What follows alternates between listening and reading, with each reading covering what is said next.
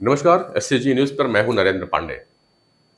देश ये तो हमारा चर्चाओं की बाजार लिए हमेशा चलता रहता है। यहाँ तवा उसका हमेशा ही गर्म रहता है, सिकती रहती हैं रोटियां, कई बार तो पूरी भी निकल जाया करती है।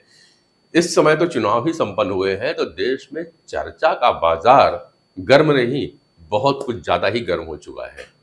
कुछ विशेष चर्चा जो है उस पे है नरेंद्र मोदी की गठबंधन सरकार की, तो राहुल गांधी के अच्छे परफॉर्मेंस की। दोनों भी अपनी अपनी लोगों की प्रतिक्रिया चल रही है। कोई चाय का ठेला हो या गुमतियां, सब जगह पे ये बातें चल रही हैं कि राहुल गांधी ने कितना बढ़िया परफॉर्मेंस किया है। अब बात चलती है कि नरेंद्र मोदी गठबंधन सरकार चलाएंगे कैसे। फिलहाल शपथ ग्रहण हो चुका है, केवल दिल्ली में ही नहीं, उड़ीसा में भी और आंध्र प्रदेश में भी। लेकिन इन सब के बीच कहीं ना कहीं छोटी सी चर्चा और खुदकती रहती है, वो है थप्पड़ कांड की। जी, मशहूर अभिनेत्री, वर्तमान में हिमाचल प्रदेश के मंडी से सांसद बनी कंगना रनौत को, जिनको एक सीआईएसएफ की कांस्टेबल उस समय थप्पड़ मार देती है जिस समय वे एयरपोर्ट पे जाने की तैयारी करते हैं।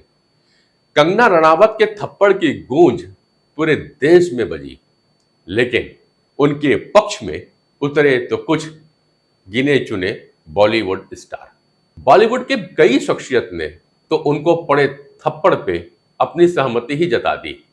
एक मशहूर सिंगर है विशाल डडलानी, जिन्होंने यहां तक कह दिया कि अगर सीआईएसएफ कांस्टेबल कुलविंदर कौर को नौकरी से निकाला जाता है तो वो उसे अपने यहां नौकरी दे देंगे।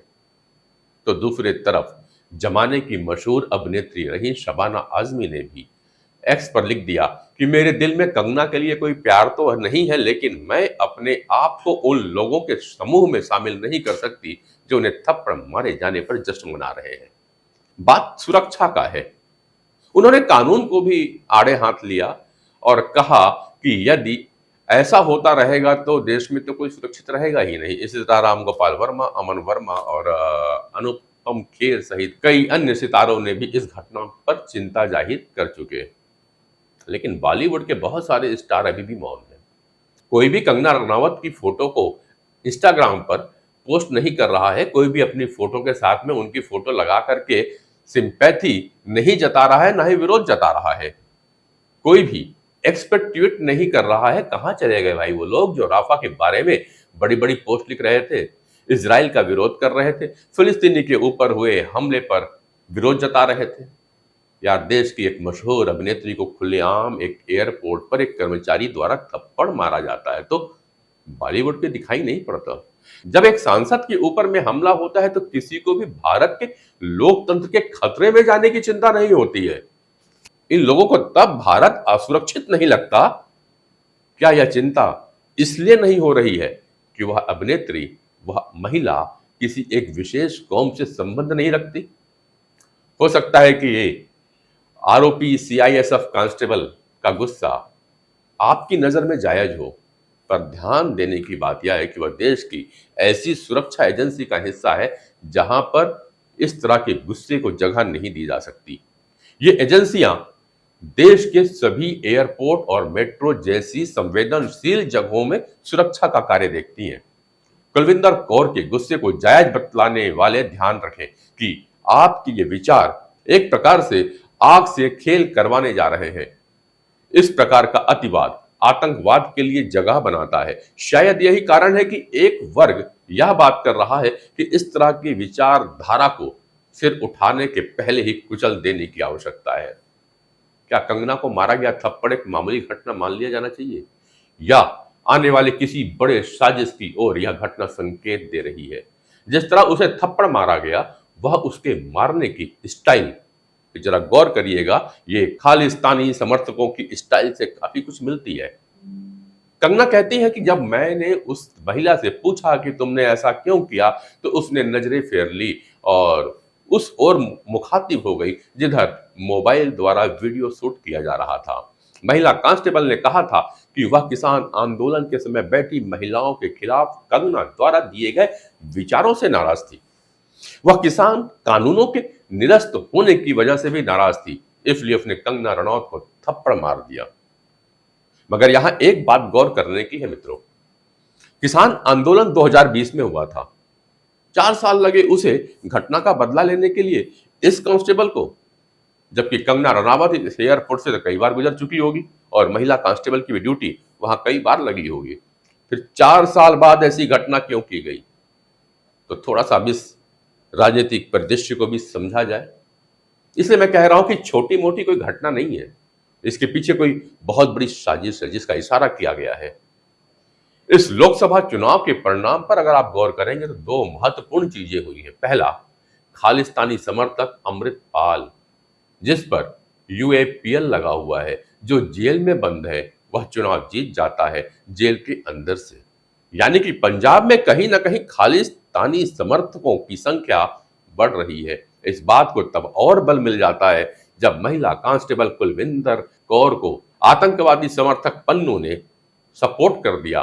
कनाडा में बैठे बैठे खालिस्तानी आतंकवादी गुरपतवंत सिंह पन्नू ने एक वीडियो जारी किया जिसमें उसने सीआईएसएफ की महिला कांस्टेबल की तारीफ की और उसने कहा कि कंगना को थप्पड़ मारने से वह खुश है। इसके लिए वह महिला कांस्टेबल को $10,000 यानी कि भारतीय मुद्रा में इसे लगभग 8 लाख रुपए आंका जा सकता है, इनाम देने की घोषणा कर देता है। अब इस बात पे जरा संदेह किया ही जा सकता है कि पंजाब के हालात अब किस नाजुक दौर से गुजर रहे हैं, या केवल सोचा जा सकता है।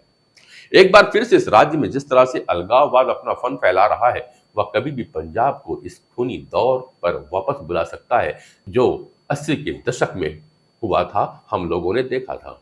इस घटना के बाद से ही सिख नेता और खालिस्तानी आंदोलन के संस्थापकों में से एक रणजीत सिंह खालसा ने इसे जायज ठहराते हुए कहा कि कुलविंदर सिंह कौर एक महान योद्धा महिला है। उन्होंने कहा कि कुलविंदर ने रणौत को थप्पड़ मारकर सिख समुदाय और सिख परंपराओं की लाज रखी है। वह अब सिर्फ सीआईएसएफ की एक निलंबित सिपाही नहीं बल्कि पूरे सिख समुदाय की बेटी बन गई है।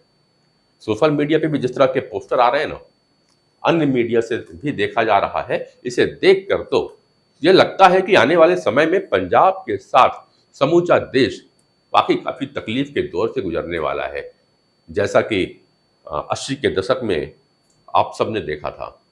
यहाँ की कुछ घटनाएं मुझे याद दिलाती है, सोचा कि आपसे शेयर कर लो, शायद भूल गए होंगे।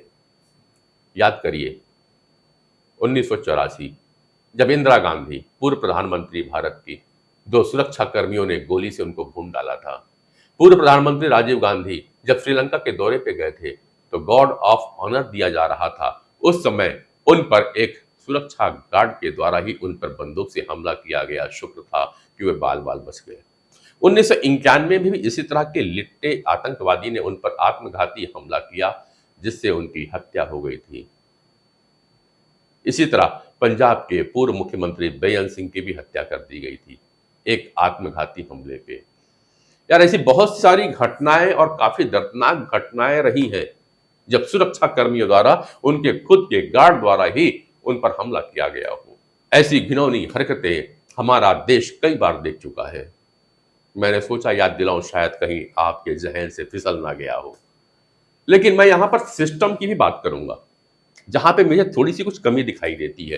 होता यह है कि जिन भी कर्मचारियों को ऐसी जगहों पे रखा जाता है सुरक्षा के रूप में, एक बार रखने के बाद उनका जो टेस्ट वगैरह होता है ना, मेडिकल टेस्ट, मानसिक परीक्षण, इसके बाद दोबारा पूरी जिंदगी में कभी नहीं किया जाता। शायद वे लंबे समय तक ड्यूटी करते रहते हैं। क्या ऐसे में जरूरी नहीं है कि उनकी समय समय पे एक रिफ्रेशमेंट कराना चाहिए, एक टेस्ट कराते रहना चाहिए, ये जानने की कोशिश करना चाहिए कि वे किस तरह के मानसिक दौर से गुजर रहे हैं, उनका मेंटल स्टेटस कैसा है, उनके विचारों में कहीं तब्दीलियां तो नहीं आ रही हैं, उनकी भावनाएं किस तरह से परिवर्तित हो रही हैं, क्या उनकी काउंसलिंग करना अनिवार्य नहीं होना चाहिए, क्या उनका बैकग्राउंड चेक नहीं होना चाहिए कि वर्तमान में वे किन किन लोगों के साथ जुड़े हुए हैं और इनकी किसके साथ में फोन पर क्या क्या बातें होती हैं, अधिकतर वो किस लोगों के साथ फोन पे संपर्क में रहते हैं।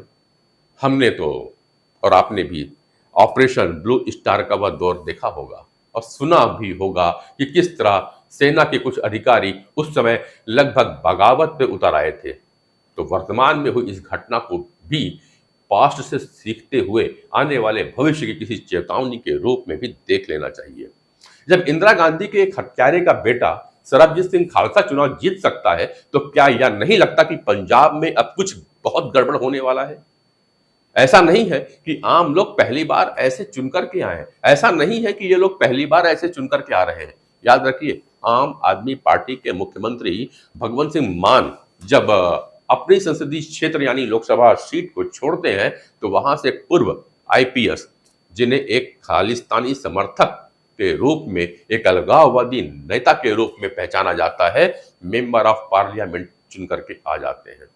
ध्यान देने की बात यह है कि इन सब के जो समर्थन देते हैं, इन लोगों को जो फंडिंग मिलती है, वो आका देश में नहीं बल्कि अमेरिका, कनाडा और अदर यूरोपियन कंट्री में निवास करते हैं। जब ऐसे लोग हमारे यहाँ सांसद चुन करके आते हैं, तो इन लोगों के फॉलोअर्स और भी बढ़ जाते हैं। तब उस देश के भारतीय दूतावास के सामने खड़े होकर के ऐसे लोग धरना प्रदर्शन करते हैं या करवाते हैं, तख्तियां लेकर खड़े हो जाते हैं भारत के खिलाफ नारे लगाने के लिए। कई बार आपने देखा होगा कि हमारे राष्ट्रध्वज को अपमानित करने के भी ये लोग कोई कसर नहीं छोड़ते। ये जितने भी आतंकवादी और अलगाववादी हैं, यह पश्चिमी देशों के लिए हीरो होते हैं। वह इन्हें भारत के खिलाफ एक हीरो के रूप में प्रस्तुत करते हैं, बढ़ावा देते हैं। इन देशों को भारत की बढ़ती ताकत और भारत के बढ़ते स्टेटस कभी बर्दाश्त नहीं होते। अब जब नरेंद्र मोदी तीसरी बार प्रधानमंत्री बन गए हैं, अपनी गठबंधन की सरकार को चलाएंगे, यानी एनडीए 2 आ गई है, तब भारत के लिए और उसकी सरकार के लिए यह सबसे बड़ी चुनौती होगी कि इंटरनल और एक्सटर्नल सिक्योरिटी यानी सुरक्षा कैसे रखा जाए कायम। मोदी के पुराने कार्यकाल को देख करके देश की जनता को कोई शंका नहीं होती है, क्योंकि हम सबने देखा है कि वो किस तरह मुंह तोड़ जवाब देते हैं ऐसे लोगों को जो भारत में आतंकवादी संगठनों को पनाह देने की कोशिश करते हैं। हमने देखा है किस तरह हमारी पूर्ववर्ती सरकारों ने घर में घुस करके ऐसे लोगों को जवाब दिया है। यदि आप इस चुनाव पर गौर करेंगे ना, तो आपको पता चलेगा कि विदेशी ताकतों ने किस तरह से नरेंद्र मोदी को तीसरी बार सरकार न बनाने, प्रधानमंत्री न बनने के लिए क्या क्या हथकंडे नहीं अपनाए थे। लेकिन इन लोगों की सारी कोशिशें, सारी साजिशें फेल हो गई। यह उसी का एक असर है जो देश के विभिन्न हिस्सों में अब आपको दिखाई दे रहा हो, चाहे वो कश्मीर का ही अभी अभी आतंकवादी हमला ही क्यों ना हो, या थप्पड़ कांड को भी इसी गुस्से का, इसी फ्रस्ट्रेशन का परिणाम माना जा सकता है। थप्पड़ घटना की जांच तो शुरू हो चुकी है। घटना के जांच के बाद ही पता चलेगा कि ऐसी घटना क्यों घटी। महिला कांस्टेबल गिरफ्तार हो गई है, उसे निलंबित कर दिया गया है, इंक्वायरी भी हो रही है। लेकिन प्रश्न केवल यह है कि 2020 की घटना और उस दौरान दिए गए बयान का बदला 2024 में क्यों? तब क्यों जब महिला भारत की एक इलेक्टेड मेंबर ऑफ पार्लियामेंट चुन ली जाती है। इसलिए तो मुझे लगता है कि आने वाला समय आतंकवादी और अलगाववाद को बढ़ाने वाला हो सकता है। कंगना के हमले के पीछे कोई गहरी साजिश तो है, जिससे एक बार फिर पंजाब जल सकता है।